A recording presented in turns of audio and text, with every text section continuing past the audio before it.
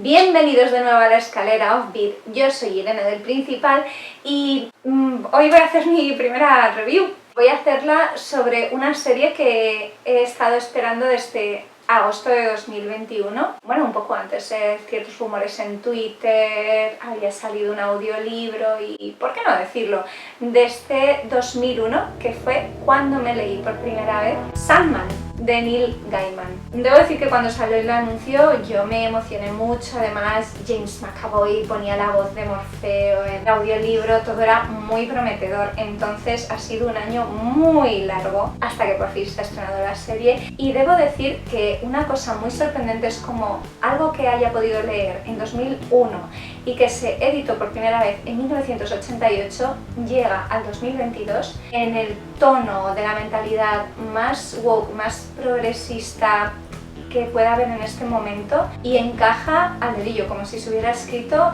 a lo largo del último año. Bueno, ¿de dónde viene Sandman? Sandman es un mito, es un personaje que es el rey de los sueños, el eterno, el inmortal, que lo que tenía, y la leyenda lo que contaba era que tenía un saquito de arena, del cual sacaba la arena, soplaba y la arena entraba en los ojos y así venían los sueños. Creo que era un mito más dedicado como a los niños, pero era así. Sin embargo, la relación directa entre la serie de Neil Gaiman y el mito tiene un punto intermedio, que es una serie de 1974 escrita por Joe Simon y Jack Kirby que se llamaba Hombre de Arena, también, igual que en la traducción literal. Seguía la idea del personaje mitológico, pero a la vez era un superhéroe que era ayudado por dos pesadillas, que eran Groot y Glob, y que se metía en batallas o entraba en contacto con personajes de DC. ¿Qué pasa? Pues llega el finales de los 80 y Neil Gaiman había sido periodista, escritor, había comenzado ya a trabajar, a hacer cómics y quiere recuperar este personaje del Hombre de Arena. Tiene un pitch preparado, está empezando a hacerse conocido porque había escrito dos cómics, Violent Cases y Black Orchid. Sobre todo Black Orchid le había dado muchísima notoriedad tanto a él como Dave McKean, que fue siempre su portadista, también portadista de Sandman, y resulta que tiene todo preparado, no sabe si le van a coger el pitch, y llega Karen Baker, su editora, y le dice que adelante, que quieren un Sandman, pero que tiene que ser un Sandman completamente distinto. Así que, bajo esta premisa, nadie al volante, Neil Gaiman, Dave McKean y diversos dibujantes como Mike Dringenberg o Malcolm Jones II, ¿vale? Pues se implican en el proyecto y comienzan entre todos a crear Sandman, el cómic. Y a día de hoy, de la que vamos a hablar también es de la serie de ficción de Sandman. Entonces, el personaje principal de Sandman, como os imagináis, es el Hombre de Arena, Sueño, Morfeo, que es el nombre con el que principalmente se le conoce, que es capturado a través de un rito satánico, mágico, por un personaje mortal que se llama Roderick Burgess. Roderick Burgess es una especie de premillonario que lo que quiere es recuperar a su hijo de la muerte. Entonces, al personaje que quieren atrapar con el rito es a muerte. Y aquí una primera explicación que tiene que ver más con el cómic y que no te queda muy clara en la serie, que es que los Eternos son 7 hermanos. No son presentados todos a lo largo de la primera temporada. Entonces, aquí conocemos a Morfeo, Sueño, Muerte, que la conocemos en el capítulo del son de sus alas, Deseo y Desespero. Entonces, lo que sucede aquí es que están llamando a uno de los Eternos, pero cogen al equivocado.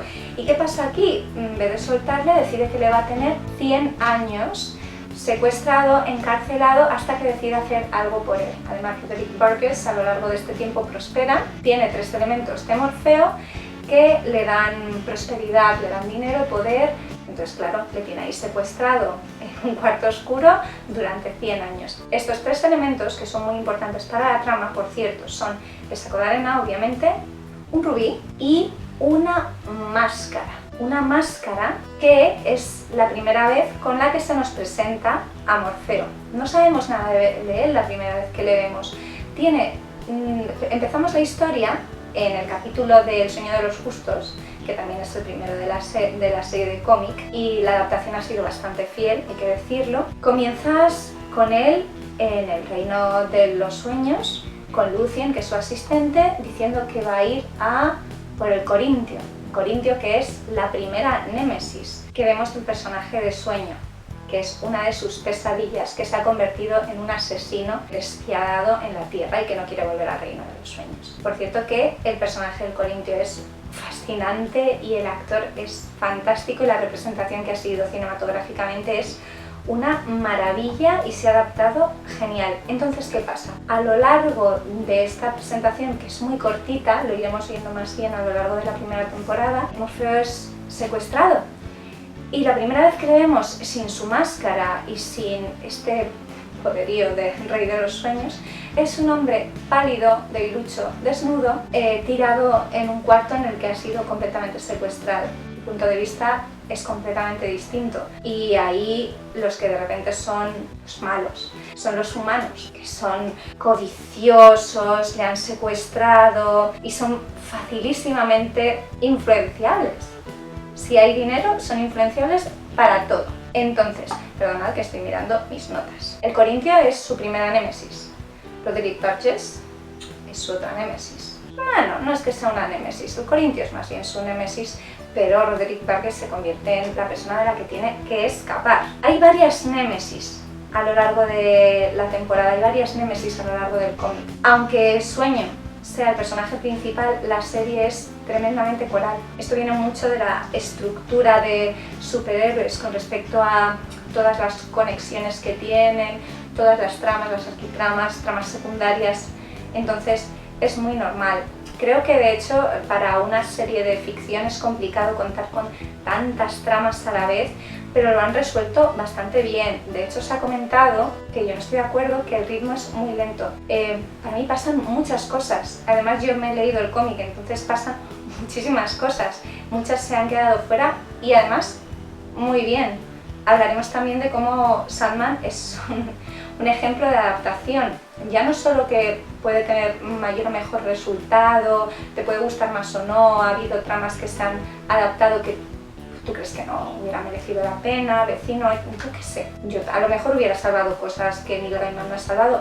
Estoy al 100% con todo lo que ha salvado y ha utilizado, pero bueno, aquí a los gustos, también para eso están los comentarios, para que tú digas, pues yo he echado de menos esto, pues yo he echado de menos esto otro. Lo que sí debo decir es que para ver Sandman requieren mucha atención, porque hay muchísimas cosas, suceden muchísimas cosas a la vez y no quieres perdértelas. Entonces, este personaje tan solitario que tenemos aquí, a lo largo del primer capítulo, menos mal consigue escapar, pero ha perdido estos tres elementos. Ha habido un personaje que se los ha robado a Roderick Burgess, Ethel, su examante, que ha tenido un hijo ilegítimo con él, del que hablaremos enseguida, porque es otra de las némesis, sería la tercera némesis, John Dee. Entonces Morfeo tiene que dedicar esta primera temporada a recuperar sus amuletos y recuperar su reino, porque ha estado 100 años encerrado. Esta presentación en la que ha estado así tiene que ver con lo que será este cambio de paradigma,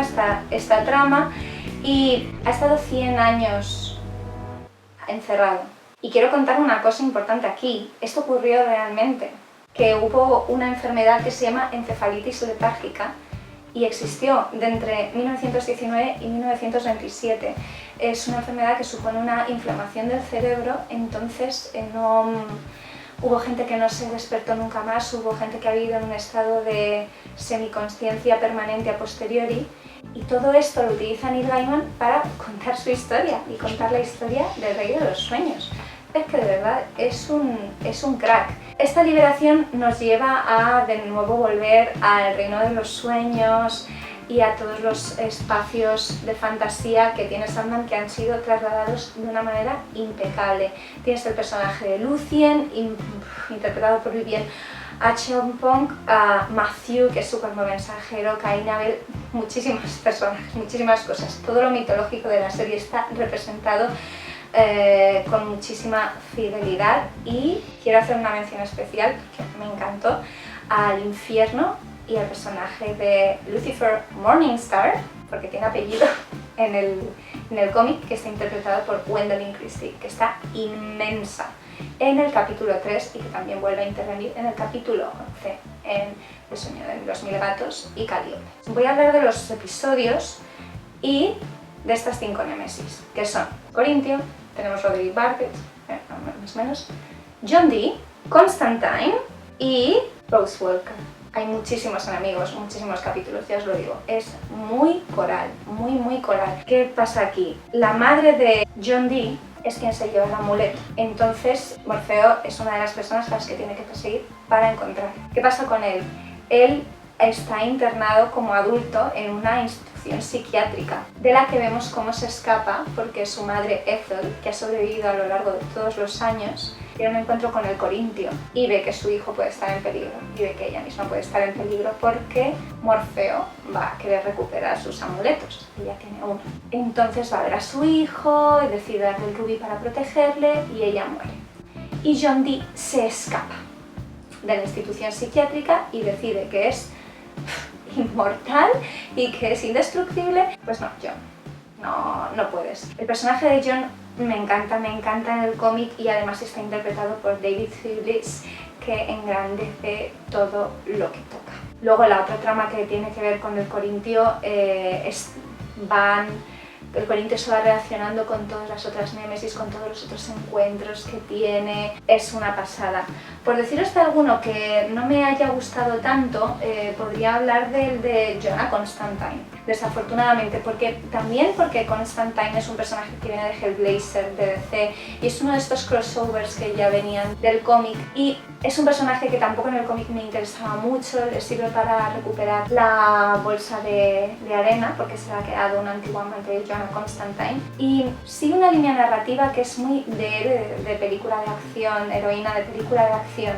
Entonces tiene todos los rasgos típicos, tiene la fortaleza, el trauma, las frases, las punchlines muy guays, pero a mí me ha resultado bastante más de lo mismo. Uno de los mejores episodios de la serie para mí ha sido 24/7, que es una de las historias cortas de John Dee y que se queda muy fiel al cómic. Y también eso me lleva a algo relativamente importante acerca de la estructura de Sandman y la estructura de Neil Gaiman per se, que es que él te está contando una cosa, te está contando una historia y le dedica a lo mejor 15 minutos a la trama principal y el resto de 35 minutos, 40, es una historia completamente distinta, personajes nuevos que luego van a participar en cosas puntuales, van a ser recuerdos, todo va a ir perfectamente relacionado, pero te lleva a historias nuevas, a personajes nuevos, que realmente eso me ha encantado que lo hayan mantenido en la serie de ficción. Temía que no fuera a ser así, porque siguieran una estructura cinematográfica muchísimo más clásica y menos comiquera, pero me ha gustado mucho y lo agradezco porque eso ha traído el episodio de 24/7 y ha hecho que se pueda mantener el capítulo de El son de sus alas, que es mi capítulo favorito, que es el primero que abre la casa de muñecas del cómic. Entonces, este es el motivo por el que me enganché a Sandman, os lo digo así. El personaje de Muerte, su hermana. La creación de Muerte, además, por parte de Neil Gaiman era que él siempre había querido pensar en la muerte como un personaje amable y práctico. Lo decía eso, kind and practical. Siempre que hablaba de muerte, hablaba así, y yo creo que es uno de los personajes que más me han gustado en literatura de cómic. Es precioso, y este capítulo, como Morfeo tiene tantos enfrentamientos, hay tantas tramas, hay tantos personajes, cuesta tanto seguirlo, es un descanso ideal entre la trama de John Dee y el comienzo de la trama de Rose Walker. Y tiene para mí los mejores momentos. Es la primera vez que ves a Morfeo a través de alguien que es su igual, no es como Lucien, que él es su jefe, no es como Lucifer, que es su enemigo, es su hermana.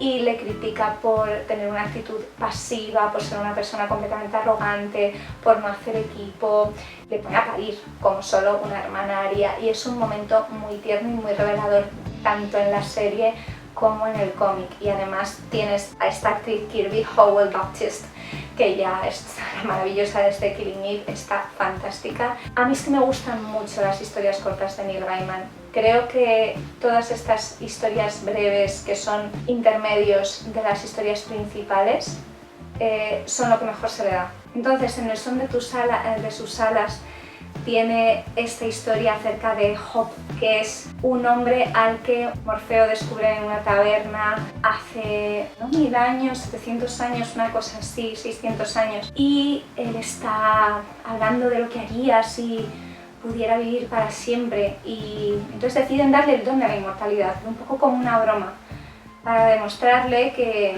todo el mundo se hartaría de la mortalidad, de ser un mortal, de la vida, ¿no?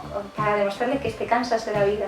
Entonces esta relación que se establece entre Morfeo y él a lo largo de los años, se encuentran una vez cada 100 años, le va contando su vida, es preciosa porque dentro de la oscuridad que es Sandman y dentro de lo que es esta historia tan gótica acerca de los vórtices, de los sueños, las pesadillas, hay un trasfondo tremendamente optimista, hay una magia y un tono de siempre ir hacia adelante, que es una cosa que descubre Sueño, que nunca se había dado cuenta de cómo la humanidad supera a los eternos, supera a los dioses en las ganas de vivir y en la autosuperación, algo que él es incapaz de hacer y que le dice su hermana muerte. Entonces tanto Job como ella juegan este rol para que él se replantee un poco las cosas, que se me pone la piel de gallina. Me encanta esta historia. Pasado todo esto, llegamos a lo que es la trama que tiene más capítulos en la serie, que es la de Rose Walker. Rose Walker es un dramón andante, ya os lo digo. Pierde a su madre, busca a su hermano, quiere ser escritora, o sea, todo mal. La adaptación de la historia de Rose Walker, del cómic a la serie, ha sido la que más cambios ha sufrido y, de verdad, para bien, menos mal, porque realmente os tengo que decir que Doll's House, Playing House, Collector y Lost Hearts es toda la trama de Rose Walker. En el cómic es prácticamente casi todo, salvo la parte del son de sus alas, que es precioso. Hay una cosa que sí se mantiene, que es Unity Kincaid, que es uno de estos personajes que duerme durante 100 años. Este personaje tiene una hija a lo largo de esos 100 años, en el mundo de los sueños, seguramente. Y no te cuentan nada muy explícito, la historia realmente es muy mágica y cuando quieres ser truculenta, te lo dice. Entonces, Rose es la nieta de Unity Kincaid, es la hija de Unity Kincaid y este personaje mitológico que se cuenta al final de la historia y que creo que no os voy a hacer spoiler para que la tengáis que ver. Así la veis. Entonces, Unity Kincaid ha sido una gran heredera y entonces quiere ayudar a Rose a que pueda encontrar a su hermano Jed. Cuando eran pequeños, la madre de Rose se separó, se pudo llevar a Rose, pero a Jed no se lo pudo llevar. Jed está abandonado en una casa en la que le maltratan y nadie sabe nada de él. Está con una familia que se llama Barnaby, que si no recuerdo mal es el nombre de uno de los demonios, y me parece que está muy bien adaptada el tema de cómo él tiene sueños en los que es un superhéroe, pero tiene luego esta vida horrible. Y lo que ha hecho Neil Gaiman, que me parece muy inteligente, es que ha cogido todos los personajes, todas las tramas, todas las historias cortas y las ha unido para que todo forme parte en la búsqueda de Rose Walker para encontrar a su hermano. Y realmente funciona. Es cierto que sigue en esta idea de muchísimos personajes, muchísimos espacios, pero lo ha conseguido plasmar perfectamente. De aquí contaría dos cosas: la historia que más se parece y las que menos. Empiezo por la que más se parece porque es la más corta, que es la historia que está protagonizada por Stephen Fry, que Stephen Fry es, no sé, uno de mis actores favoritos, es escritor, era cómico, no sé, me encanta, y hace del personaje de Gilbert, Fiddler's Green, que es una pesadilla, un espacio en los lugares del reino de los sueños, que quiere ser humano. Entonces se escapa del reino de los sueños mientras Morfeo no está, y es un personaje que vuelve a traer toda esta alegría, vuelve a traer toda esta luz en la oscuridad, porque Fiddler's Green se tradujo en el cómic al español como campo de violín y no puede tener un nombre mejor. Y toda la historia de campo de violín, Gilbert, está perfectamente clavada, hace exactamente lo mismo, tiene las mismas relaciones y yo creo que esto ayuda a que al final de Rose Walker se mantenga. No voy a contar el final de Rose Walker, he decidido que no, que ese spoiler no lo hago. Pero este final hace que surja un enfrentamiento entre Morfeo y uno de sus hermanos, Manes. Sí, con Deseo. Entonces será una de las cosas que yo creo que abren Estación de Nieblas, que debería ser parte de la segunda temporada, si es que la pueden hacer, que ya está diciendo Neil Gaiman por ahí, que igual no la hacen en Netflix. Sería una tragedia, yo espero que sí la hagan. Por cierto, se ha comentado muchísimo que el personaje de Mason, que porque es gender fluid y tal. Mira, en el 88, 89, cuando salió este personaje, ya era gender fluid. Cuando nadie lo entendía muy bien, ya lo era. O sea, deal with that. Está perfecto. No es una adaptación, no ha supuesto ningún cambio. Estaba ya así. Ahora, ya está. Otros tramas que cogen muchísima importancia en la serie y que no parecían tenerlo tanto en el cómic, a mí me ha sorprendido muchísimo cómo han integrado la trama de Lita y Héctor, que son Hipólita y Héctor de la Liga de la Justicia, que son un crossover que había en el cómic. Y ahora de repente se convierten en los mejores amigos de Rose. Lita va con ella en la búsqueda de su hermano y demás, y vive toda su trama con su fantasía en el reino de los sueños con Héctor, su marido que es un fantasma. Vive toda esta doble vida que vivía en el cómic también, y el embarazo con Rose, y esto hace que Rose se implique muchísimo más en su propia trama y tenga un enfrentamiento muchísimo más fuerte con Morfeo. Es muy complicada la serie, yo entiendo que ha habido gente que no lo ha...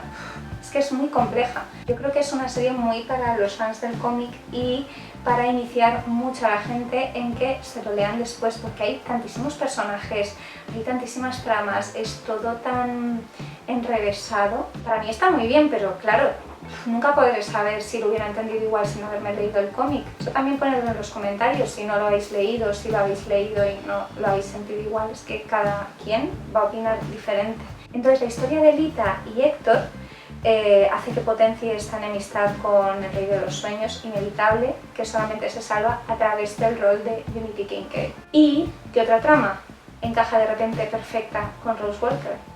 La del Corintio y la convención de asesinos. ¿Qué dices? ¿Cómo es posible que esto lo hayáis integrado también? Pues sí, de repente el Corintio está persiguiendo también a Rose Walker, está intentando encontrarla para que, claro, el Rey de los Sueños, para recuperar su reino, no puede tener vórtices de los sueños, que Rose es uno y amenaza todo el reino de los sueños. El penúltimo capítulo lo cuenta genial, en el cómic también se ve muy bien cómo Rose afecta a los sueños de todo, cómo los sueños se convierten en pesadillas y cómo ella realmente es ajena a todo ello, no es responsabilidad suya, pero tiene que pagar por ello en cierto modo. Entonces el Corintio, que es una pesadilla enfrentada a Morfeo, quiere utilizar a Rose en su enfrentamiento con Morfeo. No le sale muy bien, la verdad. Y no porque no mole el Corintio, porque el Corintio mola un montón. Entonces el Corintio es todo un referente para los asesinos en el mundo real. Y va a esta convención. Y todo, sin embargo, consigue estar hilado con la búsqueda de Rose y Jed y el reencuentro entre Rose y Jed. Porque consiguen reencontrarse y estar juntos. Entonces, es que a mí me parece que ha sido un trabajo de adaptación realmente magistral. Ha conseguido incluir todas las tramas que hacían de Sandman un cómic muy especial, muy diferente. No hay que olvidar que los primeros 2 tomos venían de lo que Neil Gaiman ha comentado alguna vez como un barco sin capitán.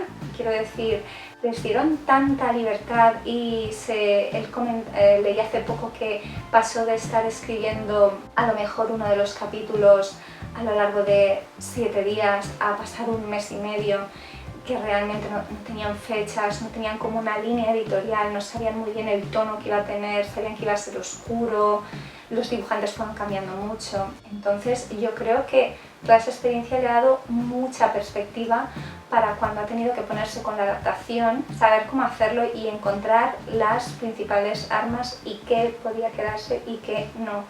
Para mí es un trabajo fantástico y además que Neil Gaiman me cae muy simpático por redes y contesta a todos los haters, merece la pena seguirle en Twitter.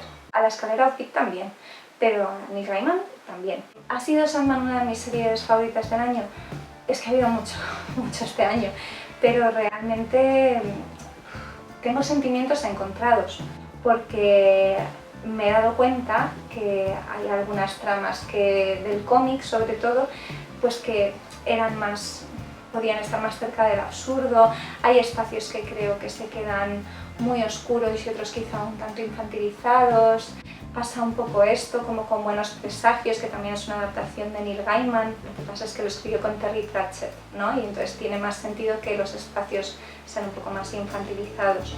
En cualquier caso, estará a la altura de lo que había sido Coraline o Buenos Presagios, que creo que siguen estructuras mucho más fijas. Me parece que aunque tiene muchísimo mérito, esto ha sido un reto increíble para cualquier guionista, cualquier director, cualquier intérprete y cualquier equipo de producción que se haya puesto al volante. Entonces, yo he salido contenta de verla. Si volvería a verla, no creo que es una serie de consumo repetitivo, por así decirlo, ¿no? No es como una sitcom que a lo mejor te ves un capítulo 5 veces, pero merece la pena. Es un ejercicio artístico increíble también el que han hecho con los espacios, pese a las diferencias. Pero a partir de aquí, yo ya querría saber qué opináis por aquí, vecinos. ¿La habéis visto? ¿Os ha gustado? ¿Qué pensáis? ¿Tom Sturridge es mejor Sandman que James McAvoy? ¿Cuál os hubiera gustado más? ¿Creéis que Kirby está fantástica de muerte? No sé. Me gustaría mucho saber qué opináis y os estoy muy agradecida por haber llegado hasta aquí en mi primera review. Yo soy Irene del Principal y nos vemos muy pronto en La Escalera of Beat. ¡Hasta luego!